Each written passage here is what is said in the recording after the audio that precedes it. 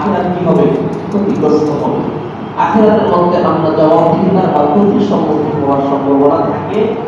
সেই সমস্ত সকল পাপাচার, সকল অনাচার, সকল রব্বে কারীমের নাফরমানি থেকে সদা সর্বদা গোপনে প্রকাশ্যে এবং আলোতে অন্ধকারে আল্লাহ পাক রব্বুল আলামিনের ভয় হৃদয়ে রেখে সেই সমস্ত কাজ থেকে নিজেদেরকে বিরত যিনি রাখেন তাকে বলা হয় মুত্তাকি। সুবহানাল্লাহ। আখিরাতের ক্ষতি হওয়ার সম্ভাবনা এবং সকল কাজ থেকে নিজেদেরকে যারা দূরে রাখে তাদেরকে কি বলা হয়? তাদেরকে কি বলা হয়? মুত্তাকি বলা হয়। অর্থাৎ সমস্ত গুনার কাজ থেকে নিজেদেরকে যারাই বিরত রাখে তাদেরকে কি বলা হয়? আল্লাহ পাক রব্বুল আলামিন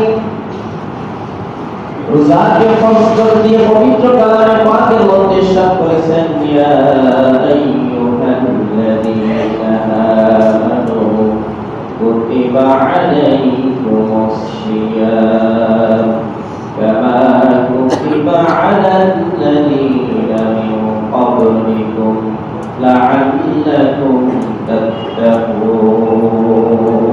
সুবহানাল্লাহ। আল্লাহ পাক রব্বুল আলামিন একজন মুমিন মুত্তাকির জীবনে সবচেয়ে গুরুত্বপূর্ণ যে বিষয়টি অর্জন করার নির্দেশ দিয়েছেন সেটা হচ্ছে তাকওয়া অর্জন করা। সুবহানাল্লাহ বলেন। আল্লাহ পাকের ভয়। তাকওয়া মানে কি?